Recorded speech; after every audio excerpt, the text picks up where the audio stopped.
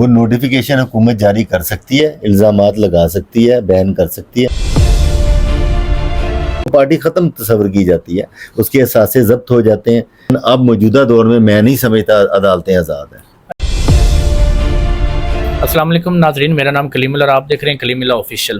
اس وقت ہمارے ساتھ موجود senior advocate high court Irfan Majeed صاحب ہیں۔ ان سے ابھی موجودہ صورتحال پر بات کریں گے کہ پاکستان تحریک لبیک کو جس طرح بین کیا جا رہا ہے وہ آئینی طور پر اور قانونی طور پر اس کی کتنی پرمیشن ملتی ہے حکومت کو، یا وہ کس طرح بین کیا جا سکتا ہے، اس حوالے سے بات کریں گے۔ السلام علیکم سر۔ وعلیکم السلام سر کیا حال چال ہے؟ الحمدللہ۔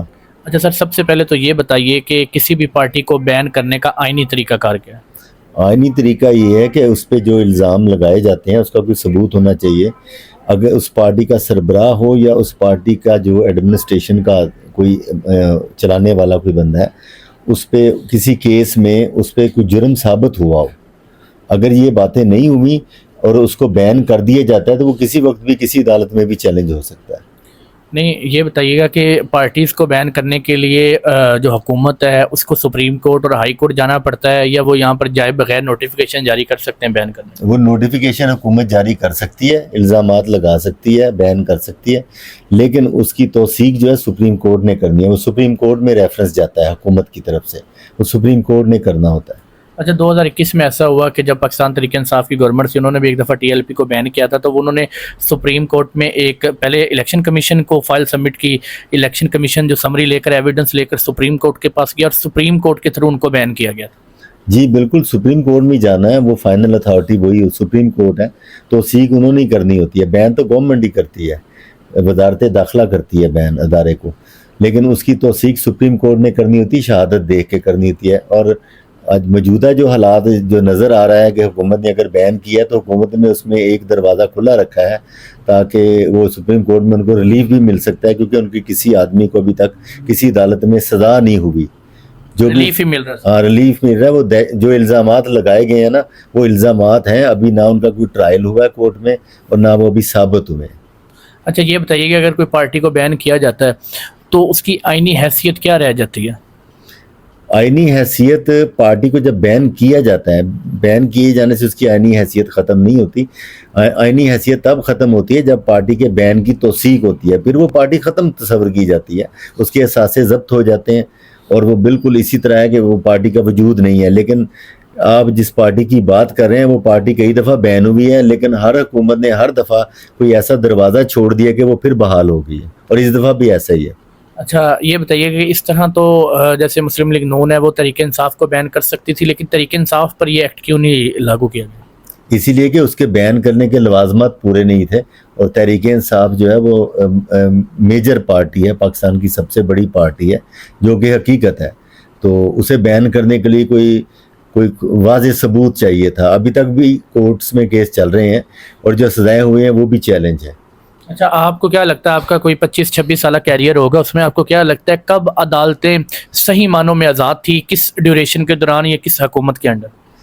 میں تو سمجھتا ہوں کہ جب سے ہم اس وکالت کے پیشے میں آئے ہیں تو ہماری بدقسمتی سمجھیں کہ یہاں پر حکمرانی عوام کی نہیں رہی، اداروں کی رہی ہے، تو اس لیے عدالتیں آزاد نہیں تھیں۔ لیکن اس سے پہلے جو دور تھا، مشرف دور تھا، وہاں تب پھر بھی عدالتوں میں آزادی تھی، جس کا آپ نے ثبوت دیکھا کہ چیف جسٹس صاحب بھی بحال ہوئے تھے۔ اگر آزادی نہ ہوتی تو وہ کیسے بحال ہوتے؟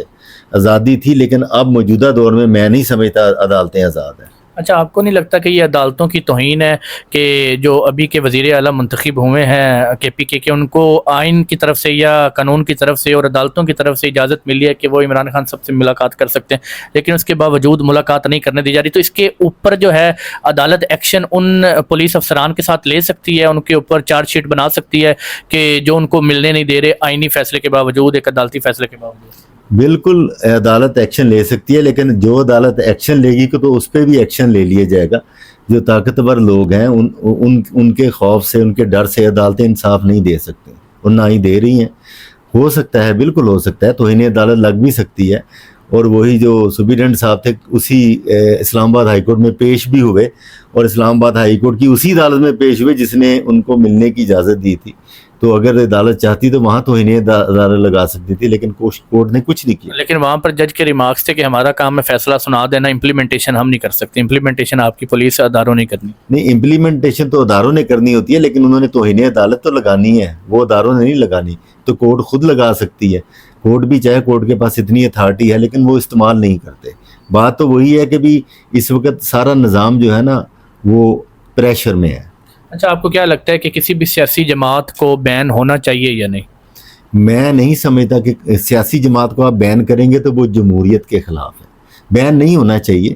اگر کوئی اس پہ الزامات ہیں یا وہ سیاسی جماعت کوئی ایسا فیل کرتی ہے جس سے ریاست کو کوئی خطرہ ہو تو اس کی تصحیح ہونی چاہیے، قیادت کو تبدیل کر دینا چاہیے یا عوام کو اس کی صورتحال بتانی چاہیے، کیونکہ سیاسی جماعتیں عوام بناتی ہیں. سیاسی جماعتیں بنتی ہیں عوام کے سر پہ، یہ عوامی نمائندہ ہوتی ہیں.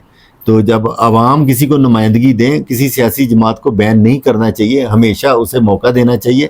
تصحیح کے لیے اس کو تصحیح کا موقع ملنا چاہیے، بین نہیں کرنا چاہیے. اچھا، ایک اور بات بتائیے کہ جیسے کہ ثانیہ مرید کی ہوا، جو اس کے علاوہ وہ 26 نومبر کا عمران خان والا ثانیہ ہوا یا 9 مئی ہوا، تو اس پر میڈیا کو بلیک آؤٹ کیا گیا. کیا میڈیا کی آزادی جو ہے وہ عدالتوں سے منسلک ہے؟ عدالتیں ان کو آزاد کروا سکتی ہیں؟ مطلب کہ یہ کہیں کہ آپ نے اس چیز کی جو ہے وہ فوٹیجز بنانی ہے یا ویڈیو ریکارڈنگ کر کے اس کو آپ نے جو ہے اپنے اکاؤنٹس پر یا اپنے سوشل میڈیا پلیٹ فارم پر اس کو شائع کریں، تو یہ عدالتیں جو ہیں وہ صحافت کی جو آزادی ہے اس میں کیا کردار ادا کرتی ہیں؟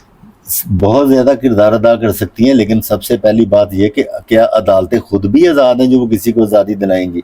عدالتوں کے پاس اختیارات سارے ہیں، وہ دلا سکتے ہیں، لیکن عدالتیں خود ان کے ساتھ بھی وہی، ان کی صورتحال بھی وہی ہے جو اس وقت میڈیا کی ہے.